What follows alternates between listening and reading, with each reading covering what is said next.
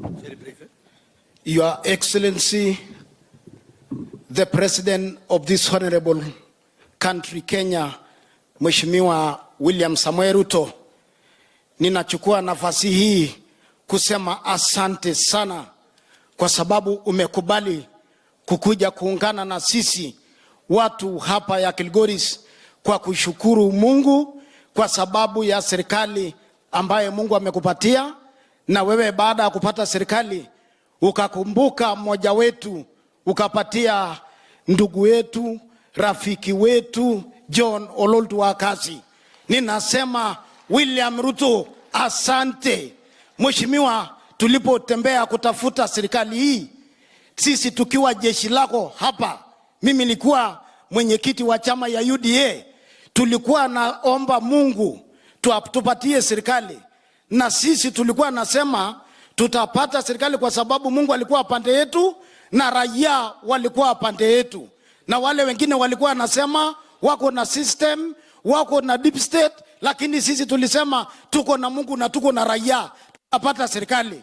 Mheshimiwa William, hao watu hapa, hii jamii ya Wasingishu hapa, walipiga kura na kura yao ilimwagika kwa debe yako kama mvua ya mawe.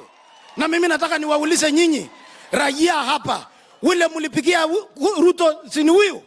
Huyu ndio mlipigia kura? Si yako hapa? Si amepea kijana yetu kazi? Wewe mnasema nini? Sasa mimi nataka nimalizie kwa kusema William Ruto, hii barabara wekea hii watu lami mpaka huko chini. Na mimi nasema William Ruto, mimi nataka kusema Biblia inasema watu wakikaa, Yesu alimwambia wanafunzi, mkikaa ndani yangu na neno langu likakaa ndani yenu, ombeni chochote mtakacho na mtapewa. William Ruto, hawa watu walikaa ndani yako, siasa yako, sasa chochote wanaomba kwako, patia kila mtu. Maana hii watu William Ruto walikupea kura yao yote, kwa hivyo hata wewe pea kila mtu, pea kila kitu. Hata DC, wekea DC hapa Nosaen. Alafu wekea dio hapo Zinoni. Weka dio hapa Sikawa. Alafu weka dio ingine, weka Subuko dio ingine. Weka dio ingine Mitingwar.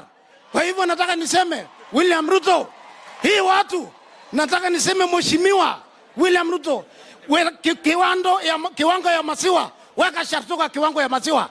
Kwa hivyo tuko pamoja. Mungu